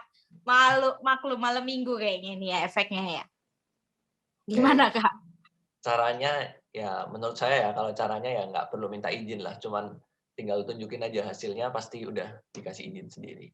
Itu aja sih. Nah, tuh, simpel ya. Tunjukin aja karya kalian. Lolos nanti tiba-tiba. Lanjut. Cara membuat tim kita blend, terutama jika ada orang yang lebih tua dan orang itu merasa ilmunya di atas yang lebih muda. Padahal dalam praktek nggak seperti itu. Terus Eee, pertanyaannya, gimana mengatasinya? iya, Kok berhenti nih kayaknya? Gimana, Kak? caranya sih sebenarnya kalau dari pandangan saya harus ada satu orang yang, menjadi pemimpinnya ya, harus ada satu orang yang nge-lead, itu udah pasti. Terus kalau masih orang tersebut masih seperti itu aja ya, jika dia ngerusak tim kayak dia ngerusak bagian tim yang lainnya ya mending dikeluarin aja yang satu itu kita nggak usah, kita nggak bisa lanjutin kerjasamanya bilang kayak gitu aja. Mhm. Terus jadi yang nyaman aja seperti apa. Karena menurut saya kalau cari tim itu bukan tentang cari orang yang pandai, tapi saya lebih utamain kita nyaman itu dengan siapa, kerjanya seperti apa, gitu. Mantap. Jadi tetap yang pertama dan utama itu adalah nyaman ya, Heroes. Jangan dilupakan, di note itu kalau perlu di-highlight. Nyamannya dengan siapa? Lanjut, Kak. Ini banyak banget, jadi yuk kita lanjut dulu. Dari, nggak ada nama lagi nih. Dalam membuat film, bagaimana cara Kakak menyeimbangkan idealisme pribadi dan favoring masyarakat awam sebagai content creator? Idealisme pribadi ya. Mm-mm. Mungkin kalau dari saya sih, saya lebih sering, sebenarnya jujur aja saya bukan filmmaker yang idealis banget gitu sih. Saya kadang juga lebih sering lihat ke favoring masyarakat untuk potensi pasarnya seperti apa. Tapi mungkin kalau seperti ini, kalau saya bisa nge-blend ini, itu caranya dengan kita cari sih isu-isu apa yang sebenarnya banyak diangkat di masyarakat gitu. Dan dari situ kalau kita punya perasaan kayak care terhadap isu itu, ya kamu terusin aja nggak apa-apa. Kalau kamu nggak punya perasaan care terhadap isu itu, ya cari isu lain lagi. Karena kan isu itu sebenarnya dalam dunia kita itu kan banyak banget sih. Contohnya kayak saya kemarin ada karya saya terakhir itu, di situ saya punya saya mengangkat isu tentang hate comment, itu juga merupakan keresahan saya sendiri, jadi itu bisa termasuk ke idealisme pribadi dan untungnya favoring masyarakatnya itu, dia pun juga masyarakat pun banyak yang merasa relate dengan hal tersebut dan akhirnya ya lumayan mendapatkan, traffic yang lumayan lah, seperti itu. Oke. Jadi berhubung Kak Jeff-nya nggak idealis, lebih memperhatikan masyarakat isu juga, jadi mungkin kalau itu balik ke diri sendiri lagi berarti ya Kak ya. Gimana emang kadang soalnya idealis kita, keresahan kita juga bisa jadi keresahan masyarakat juga sebenarnya Benar. yang tidak ter-upload gitu, yang tidak ter-up gitu, yang tidak terpublish. Lanjut dari Brian, cara menentukan dan menemukan konflik dalam skrip dan tipsnya Kak. Oh, ada tipsnya Kak, cara menemukan dan menentukan konflik dalam skrip. Oke, mungkin tips sedikit tentang bikin konflik ya dalam skrip ya. Orang itu kadang sering bikin konflik itu nggak sadar itu memperbanyak konfliknya. Padahal yang harus dilakuin itu seiring berjalannya waktu dalam film itu adalah kita memperbesar konfliknya, bukan memperbanyak konfliknya. Itu aja sih untuk tipsnya dalam menentukan konflik ini. Oke. Jadi seringnya itu ya, memperbanyak ya. Jangan diperbanyak guys konflik itu. Hero berat nyelesainnya kalau banyak-banyak konfliknya, jadinya sinetron nanti. Lanjut lagi, Levin tanya lagi. Mending belajar film otodidak atau sekolah film? Apa pros dan cons-nya? Oke. Otodidak atau sekolah film ini ya sebenarnya tergantung aja seperti apa. Kalau saya sih, dari kasus saya untuk sekolah film itu sebenarnya cuma untuk cari, lingkungannya aja, cari circle-nya, cari network-nya, karena dari awal saya berangkat nggak ngerti, tanpa network sama sekali, itu aja sih kalau saya. Dan pros and cons-nya, kalau di sekolah film menurut saya, kita bisa belajar memang semuanya secara tertata ya, tapi dalam waktu 4 tahun itu untuk mempelajari itu semua menurut saya terlalu lama lah, dibandingkan dengan kita belajar mungkin ikut course online, itu bakalan lebih cepat untuk kita memahami semua ilmu itu. Tapi ya kembali lagi kalau kita nggak ada network, kita ikut course online pun ya juga susah kan kadang dapat network-nya dibandingkan dengan kita sekolah film. Jadi ya balik lagi aja tergantung ke pilihan masing-masing. Tuh, tergantung pribadi masing-masing, tergantung kebutuhan juga ya, Levin. Kalau kamu butuh network juga untuk bangun tim yang solid, nah tuh barangkali kamu perlu tuh keluar, cari sekolah film yang mumpuni, yang sesuai gitu. Tapi kalau emang kayaknya bisa sendiri deh, otodidak aja nggak apa-apa, atau sesuai kebutuhan kamu aja, kamu butuhnya cuma gini, ya udah. Gitu kalau kata Kak Jeff ya Kak, berarti balik ke pribadinya masing-masing. Lanjut kita ke Cindy. Kak mau tanya, kalau penggunaan jenis itu, cara menggunakan pakai shoot apa itu? Gimana Kak? Gimana maksudnya ya? Kak mau nanya, kalau penggunaan jenis itu, cara menentukan pakai shoot apa itu gimana ya? Kamera maksudnya, gear maksudnya. Mungkin kayak gitu ya? Cara menggunakan jenis itu, terus gimana cara pakai shoot-nya gitu kah? Mungkin ya seperti itu ya. Atau kita tunggu ya Tunggu klarifikasinya sebentar. sambil kita move. Kita tunggu klarifikasi Anda ya Cindy. Mohon diperjelas. Lanjut kita ke Aditya Riko aja ya. Halo Kak Jefferson, saya mau tanya Kak, standarisasi film menurut Kak Jefferson itu seperti apa? Terima kasih Kak. Standarisasi sih, nggak ada yang gimana-gimana ya. Menurut saya cuman sebuah film itu harus bisa menceritakan atau mengangkat sebuah isu tertentu, itu aja sih. Mengangkat atau Oke, menceritakan sebuah isu tertentu dan dikemas dengan menarik, itu aja sih menurut saya. Nggak ada tuh, standarisasi yang gimana-gimana juga sih. tuh formulanya tuh ya, dicatat benar-benar tuh.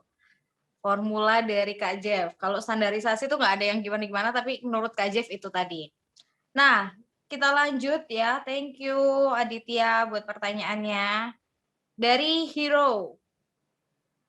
Selamat pagi Kak. Buat seorang pemula, gimana caranya kita untuk membuat skrip yang menarik dan bagus? Terima kasih udah tadi ya kayaknya Iya, ya. udah ya. Ya, oke, dicatat lagi, diulang lagi nanti ya rekaman ini ya. Lanjut. Dari Sylvia Marsha. Permisi Kak, mau tanya. Orang bilang director is the key of movie. Jadi apa ilmu yang harus dikuasai pertama kali antara skill writing, editing, dan sinematografi? Oke. Kalau ilmu pertama ya tentu karena kita film itu menceritakan sesuatu ya, yang harus Ya. kita pahami pertama itu adalah ya cara bercerita atau storytelling-nya seperti apa. Dan dari situ baru kita bisa belajar tentang sinematografi dan editing dan skill-skill lainnya. Oke, dijawab ya, karena movie itu adalah bentuknya cerita, jadi mungkin yang pertama adalah skill writing dulu. Lanjut, thank you Sylvia buat pertanyaannya. Lanjut ke Brian. Cara menerapkan skrip ke sinematografi, loh kok hilang pertanyaannya? Waduh, tiba-tiba hilang Kak. Ya udah ajaib ya emang ya. Kak, apakah memungkinkan membuat short film hanya dengan menggunakan HP saja? Dan dengan aplikasi editing rekomendasi Kak Jeff tadi yang lewat HP itu ya? Gimana Ya, Kak? bisa-bisa aja sih kalau mau pakai merekamnya di HP, terus aplikasi yang tadi saya rekomendasikan itu sebenarnya bisa-bisa aja sih. Oke, sebenarnya bisa, tinggal kamu kuat apa enggak gitu ya ngeditnya. Ya, benar. Karena kan terbatas ya kalau pakai HP tuh biasanya kan dari screen-nya, dari apa namanya, bedalah apa speknya dan kawan-kawan ya Kak ya. Oke, kita lanjut dari Nita. Halo Kak, film genre apa yang sering Kak Jefferson buat? Oke, mungkin kalau genre itu Eee, banyak ya, antara thriller, terus saya terakhir juga bikin yang jenisnya documentary gitu. Itu sebenarnya Mhm. banyak sih kalau genrenya, mungkin lebih ke arah maksudnya lebih ke style seperti apa ya. Mhm. Kalau style sih saya lebih suka yang film-film yang, pembawaannya itu lebih dark, suspense gitu, kayak menegangkan gitu. Itu sih film-film yang saya terapin untuk pembuatannya seperti itu sih biasanya. Oke, itu ya. Semoga menjawab Nita. Lanjut kita ke pertanyaan berikutnya. Menurut Kak Jeff, dalam membuat film, apa yang harus dilakukan agar bisa menjadi nilai tambah atau keunikan yang menarik untuk ditonton masyarakat? Oke. Kalau bagi saya ya supaya menarik dan punya nilai tambah itu ya, itu, kita angkat isu atau kita angkat sebuah permasalahan di masyarakat yang relate dengan banyak orang, itu yang membuat seseorang mau nonton karya kita itu dengan relate atau enggaknya, itu aja sih. Nah, jadi ada value relate atau enggaknya. Biasanya lebih dekat, lebih itu ya, masyarakat nih ya, Kak, ya? Iya Lebih benar. antusias. Yes. Nah, Kak, apakah memungkinkan membuat oh ini tadi ya, sudah ya. Jenis-jenis cut di-sharing dong, Kak. Waduh, kalau Oh. jenis-jenis cut ini bisa banyak banget ini. Mungkin kita skip Nanti dulu ya aja, DM nanti aja ya pribadi ya boleh. sama Kak Jeff ya. Bisa Di sebuku sih. Instagramnya Kak Jeff ya nanti ya. Kita di closing ya, makanya tungguin sampai closing ya, jangan buru-buru pergi. Karena kalau yang buru-buru pergi, sertifikatnya nggak keluar nanti, karena ada registrasi ulang tuh. Lanjut ya, kita ke Samuel. Selamat pagi Kak, saya mau tanya, untuk Kakak sendiri, dapat ide membuat film biasanya dari mana? Nah, kalau saya sendiri dapat ide ini biasanya dari keresahan sih. Apa sih ya keresahan saya itu, kalau nggak saya kadang, riset sih, riset isu apa yang lagi rame, seperti itu sih. Kalau ada sesuatu isu yang mungkin lagi ramai kalau kita sering baca berita, terus itu mungkin agak mengganggu saya, ya biasanya tuh saya coba terapin, kira-kira saya pikir bisa nggak sih jadi sebuah ide. Nah, dari situ biasanya baru saya lanjutin ke sebuah film kalau bisa. Kalau nggak bisa cari lagi berarti Kak. Hmm. Oke, banyak ya prosesnya ya, Heroes. Jadi yuk buat kamu Heroes yang penuh semangat gitu dan antusias. Lanjut dari Theophilus. Menurut Kak Jeff, seorang dikatakan sukses dalam dunia industri kreatif atau filmmaking itu orang yang gimana, Kak? Hmm. Sebenarnya kalau dibilang sukses itu setiap orang ya beda-beda ya. Ada yang tergantung apa itu definisi sukses setiap orang kan beda-beda ya. Ada yang mereka merasa dengan kayak gini aja udah cukup sukses. Jadi ya balik lagi lah ke diri masing-masing. Tergantung definisi masing-masing aja seperti apa. Oke. Jadi nggak ada patokan khusus, Heroes, buat Nggak ada. dikatakan di industri kreatif seseorang tuh sukses, nggak ada gitu ya. Karena kalau kita mematok Atta Halilintar aja sukses tuh kayaknya belum tentu kalau kita tanyain langsung gitu kan. Benar. Lanjut, kita ke pertanyaan berikutnya dari Cindy. Oh, ini yang tadi Kak yang kita minta klarifikasi kayaknya. Maksudnya gimana cara menentukan jenis shoot apa, MSU atau CU dan sebagainya yang cocok untuk sebuah skrip? Apa setiap jenis shoot ada fungsinya masing-masing? Oh Oh, ya. teknis banget nih ya. Nah ini benar banget, ini ada fungsinya masing-masing. Nah itu yang saya sebut tadi dalam ilmu estetika dalam film itu dipelajari semua ilmu-ilmu seperti ini. Saya mungkin bahas dikit aja ya, karena kalau bahas banyak ini bisa banyak banget. Contohnya kalau kita mau, yang pertama pasti kita baca sebuah skrip dong. Kita posisikan diri kita di karakternya itu seperti apa kira-kira. Karakternya itu lagi sedih kah, lagi senang atau seperti apa, kita harus tahu. Contoh ya, misal karakternya lagi sedih deh. Jadi mungkin saya bisa masukin shot-nya pertama close up, karena saya mau mau bikin penonton ini merasakan kedekatan antara si karakter dan si karakternya ketika ditonton. Saya pakai shot yang close up biar padat gambarnya. Terus karena dia kondisinya lagi sedih, saya bakalan pakai angle yang lebih dari yang agak high sedikit. Jadi kita lihatnya kayak agak ke bawah, itu menunjukkan kalau si karakter ini dalam kondisi tertekan. Terus untuk movement kameranya, pergerakannya itu bisa menggunakan handheld. Jadi masih mendapatkan shot yang pergerakannya itu nggak stabil gitu, yang shaky kesannya seperti itu untuk menunjukkan kalau ada yang situasi hatinya si karakter ini sedang tidak bagus. Seperti itu sih, simpelnya kurang lebih seperti itu untuk fungsinya. Oke. Emang ada fungsinya masing-masing berarti ya, Kak. Oke, semoga menjawab ya Cindy ya. Sampai diklarifikasi sungguhan nih. Lanjut. Betul tapi tindakanmu Cindy, aku appreciate.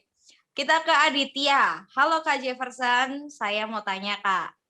Loh, ini Aditya sudah. Kenapa pertanyaannya terus pop up ya? Hai Kak Jeff, hambatan apa saja yang ditemukan saat membuat karya filmmaking? Oke, hambatan ya tentu banyak lah hambatan ini. Pertama tentu kadang idenya aja sendiri udah menjadi hambatan. Kadang kita susah cari idenya.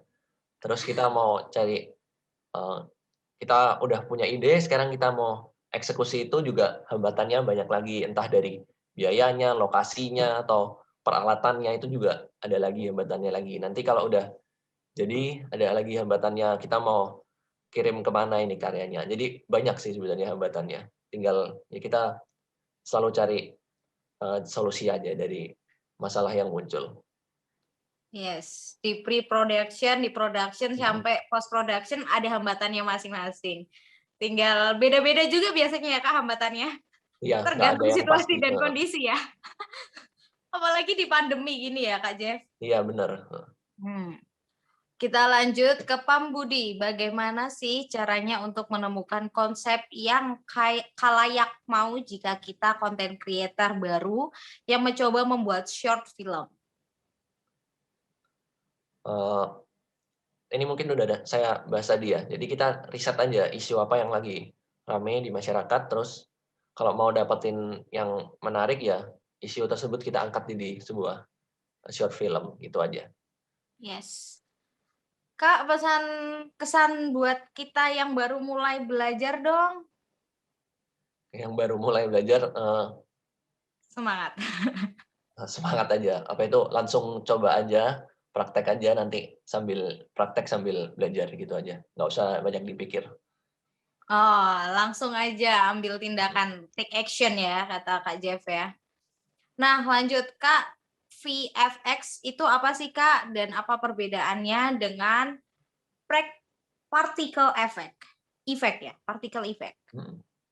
Oke, VFX itu kan visual effect ya.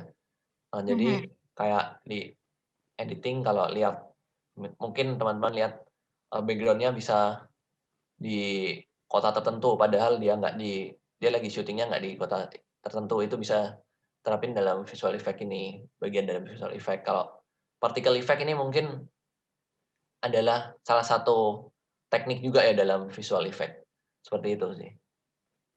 Jadi visual Oke. effect itu adalah secara keseluruhannya apa efeknya, dan particle effect ini adalah part dalam visual effect tersebut. Salah satu jenisnya lah, gitu aja.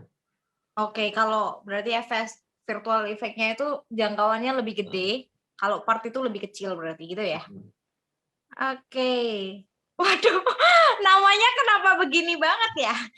Oke, pertanyaannya adalah scene di awal atau untuk mengawali cerita itu sebaiknya dibuat scene yang seperti apa? Kalau ini sebenarnya nggak ada rumus pastinya, tergantung preferensi masing-masing. Tapi kalau saya pribadi, saya suka di awal itu langsung scene yang menunjukkan konfliknya seperti apa. Jadi mungkin saya potong bagian, saya ubah bukan perkenalan, tapi saya langsung masukin scene yang menunjukkan konfliknya itu apa dalam film itu, terus baru saya ke perkenalan dan lain-lainnya, seperti itu sih. Oke. Next, kita lanjut. Menurut Kak Jeff, genre film apa yang paling mudah dibuat untuk belajar, apalagi untuk kita yang masih pemula dan awam? Genre ya, sebenarnya nggak ada sih, semuanya juga susah sih, nggak ada yang paling mudah. Semuanya sama aja kok, mau bikin genre apapun pasti susah. Jadi sama aja, Sama cobain aja aja sih, yang kamu ya suka ya. cobain aja. Yang Yang paling kamu tertarik suka yang dulu mana udah kali ya, cobain aja. supaya semangat Ya. dianya. Mhm. Semoga menjawab ya. Kak, apakah filmmaking juga termasuk dalam acara seperti talk show di televisi juga? Oke, kalau kita mengacu ke arti dari filmmaking sih, ya enggak ya sebenarnya. Cuman mungkin kru-krunya yang menjadi bagian dalam acara talk show itu menggunakan skill filmmaking. Gitu Kalau kita mengacu jawabannya. kepada arti filmmaking sesungguhnya kan enggak harusnya ya. Nah, tuh ya, semoga menjawab ya. Lanjut dari Selena, Kak, kalau tidak punya alat-alat yang memadai, apakah ada cara supaya tetap bisa menghasilkan karya yang bagus? Bisa, bisa. Caranya pertama, kalau ada budget bisa rental alat-alat yang lebih memadai, atau kalau nggak ada budget ya udah pakai alat aja yang seadanya, gitu aja. Yes, itu ya jawabannya ya.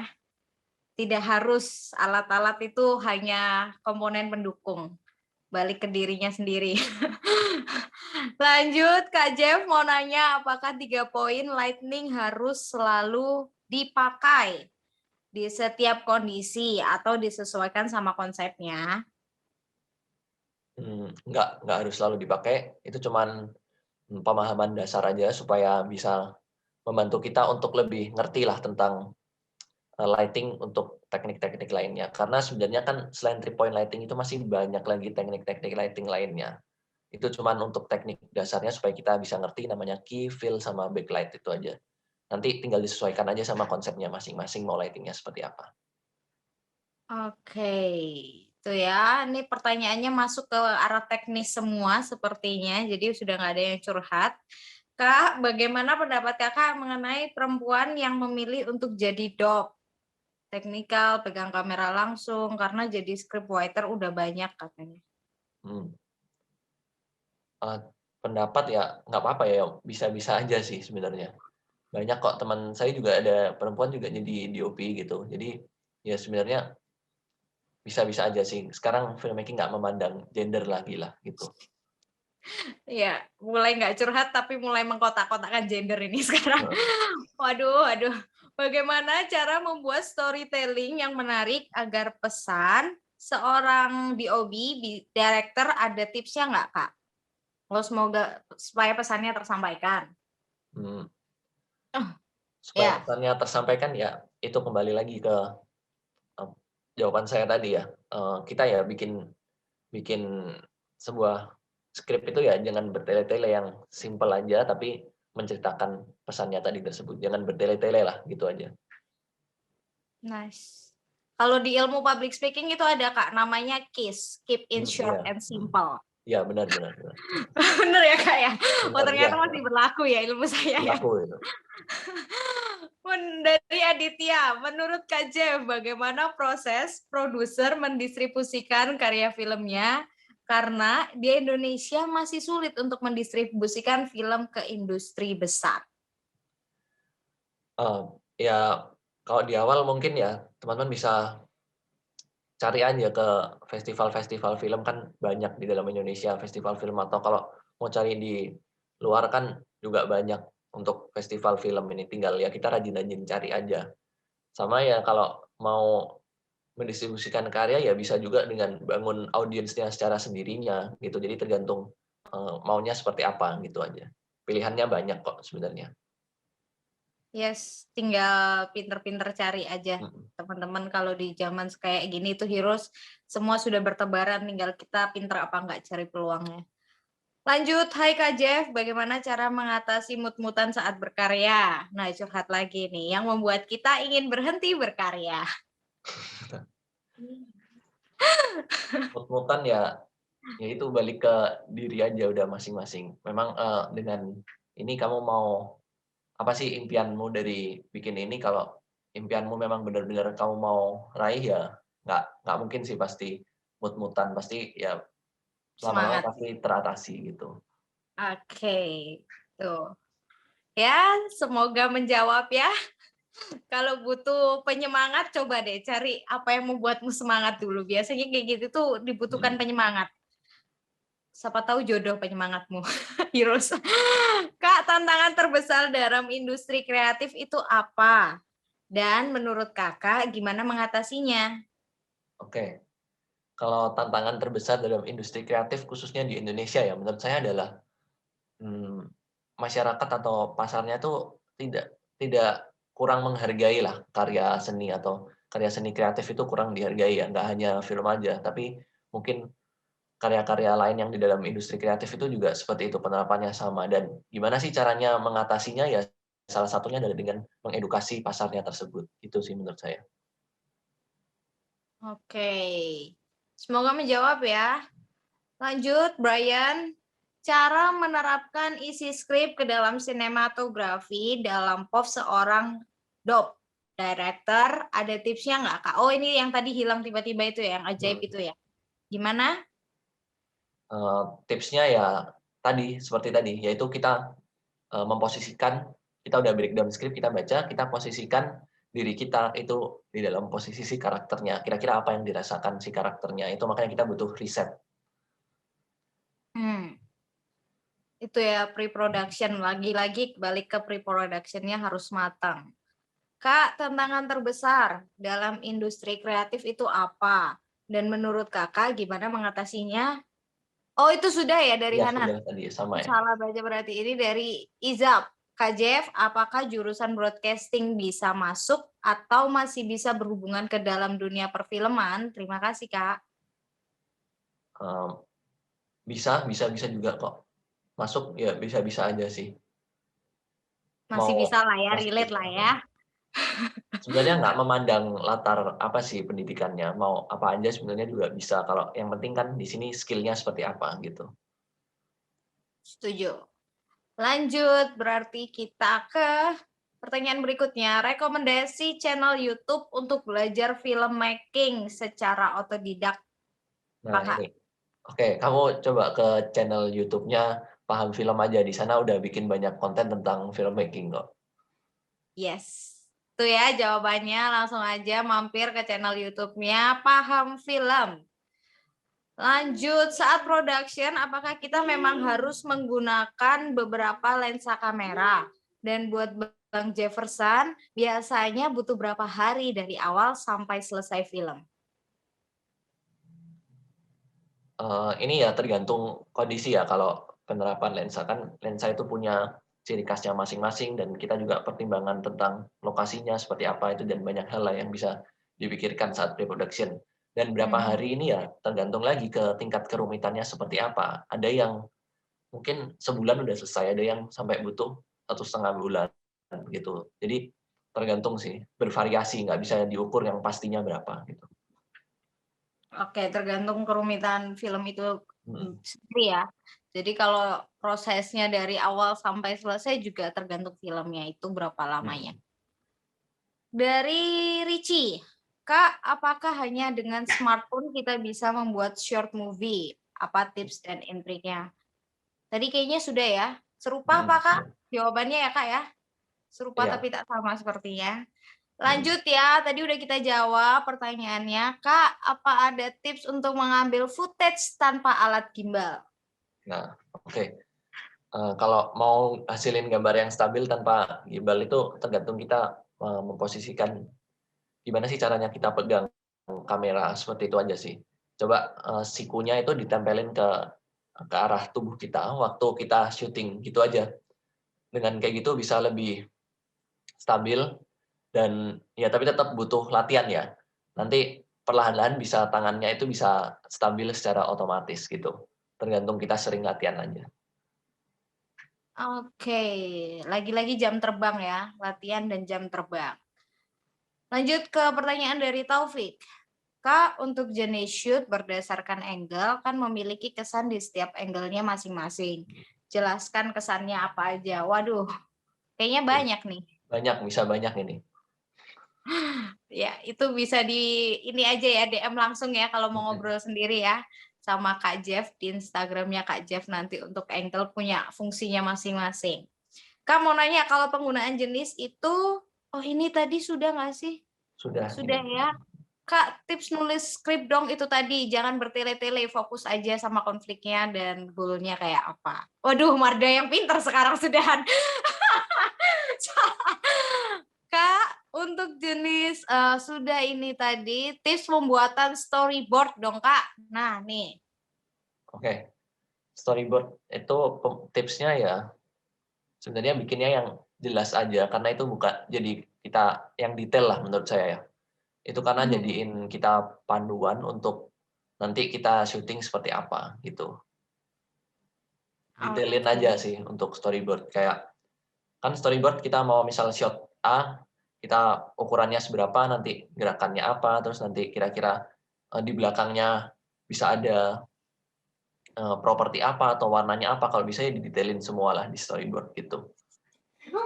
Oke, itu guideline-nya soalnya ya untuk eksekusi produksi film ya. Jadi storyboard-nya didetailin. Lanjut dari Ricci, Kak, yang bisa membuat film itu disebut sinematik itu seperti apa? Oke, jadi saya jelasin arti dari sinematik ya. Jadi sinematik itu sebenarnya adalah sebuah istilah atau sebutan atau ungkapan lah yang digunakan untuk dalam dunia sinematografi ketika sebuah gambar itu terlihat keren, terlihat menarik. Nah, setiap orang itu punya arti sinematik itu yang berbeda-beda. Nah, kalau dari saya sendiri, sinematik itu bisa saya simpulkan kalau sebuah gambar itu bukan yang keren, bukan hanya dari transisi atau dari editnya aja, tapi dari gimana sih dengan gambar itu, dengan segala aspek sinematografi di dalamnya, itu bisa menjelaskan cerita atau pesan apa yang ingin disampaikan oleh si filmmaker-nya tadi tersebut. Oke, itu ya jawabannya tentang sinematik itu ya.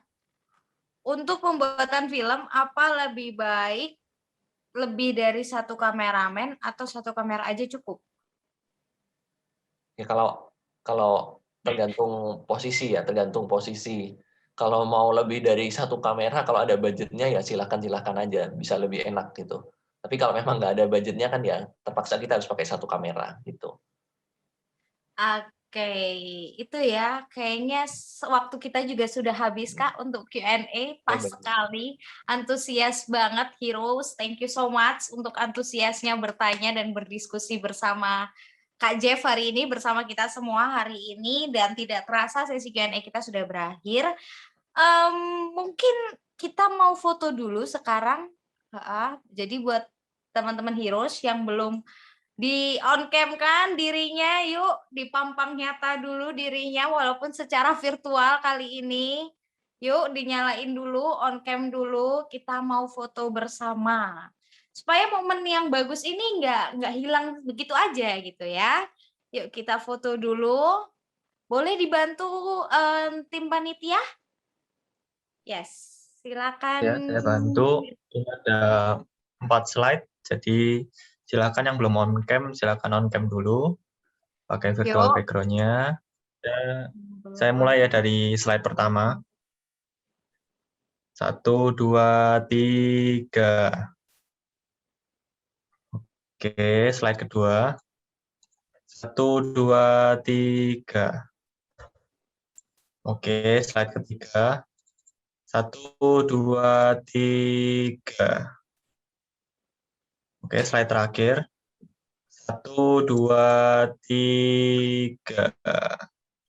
Oke, terima kasih. Thank you Kakak Panitia. Oke, sebelum kita menutup acara kita hari ini, mungkin ada closing statement dari Kak Jeff selaku speaker hari ini. Oke, boleh. Mungkin saya closing statement-nya untuk teman-teman yang baru mau start tentang filmmaking ya, tentang gimana sih kita bisa bikin short film atau nanti teman-teman mau explore hal lainnya, itu buat yang baru di awal aja. Kalau buat teman-teman yang baru di awal mau terjun gitu ya silahkan aja. Yang penting berani dulu, mulai dulu aja karena seiring berjalannya waktu, ilmu ini itu bukan ilmu yang pasti yang harus kita pelajari teorinya dulu terus baru bisa kita praktekkan, tapi teorinya pun itu juga terus berkembang seiring berjalannya waktu. Jadi lebih baik kita belajar itu sambil praktek aja, dan yang paling penting itu untuk terus konsisten. Itu sih yang susah, yaitu konsistensinya. Oke, thank you Kak Jeff untuk kesempatannya hari ini, untuk udah berbagi ilmu bersama kita hari ini tentang filmmaking. Kalau Marda boleh tarik benang merah kesimpulan dari kegiatan kita hari ini. Jadi sebenarnya kalau ngobrolin filmmaking itu luas banget ya. Banyak banget juga pertanyaan-pertanyaan yang mungkin harus kita personal chat karena banyak banget bahannya, baik secara teknis, secara value, secara message yang mungkin perlu kita perhatikan sebagai creator atau sebagai produser dari sebuah film itu. Jadi kalau ngobrolin itu semua nggak akan pernah ada habisnya. That's why lebih baik kita take action langsung sambil kita belajar bareng. Itu kalau dari kesempatan kali ini, jadilah kreator-kreator Indonesia yang best gitu. Waduh, udah kayak apa aja ya Marda hari ini ya. Tapi sebelum kita menutup kesempatan kali ini, Marda mau ingetin lagi buat yang belum registrasi ulang, silakan registrasi ulang. Dan jangan lupa untuk terus pantengin Instagram dari @vcd_monospace, karena kegiatan Monospace nggak berhenti sampai di sini aja. Masih ada kegiatan-kegiatan lain, salah satunya seperti Workshop Illustration by William Davis pada tanggal 31 Juli 2021 jam 1 siang. Hari ini berarti jam 1 siang, yang mau lanjut silakan lanjut gitu kan. Yang dimana akan membahas tentang ilustrasi secara detail dan mendalam. Yang kedua ada webinar tentang How to Survive Creative Industry bareng sama Seng Clement dan Ferdinand Linardi, alumni Universitas Ciputra Fakultas VCD. Pada tanggal 7 Agustus 2021, boleh di save the date-nya ya. Dan juga ada workshop motion graphic by Obilia pada tanggal 7 Agustus 2021 jam 1 siang. Yang mungkin teman-teman yang tertarik sama motion graphic tuh boleh banget ikutin workshopnya bareng-bareng sama Monospace. Dan ada juga penghujung acara Monospace kali ini yaitu lomba.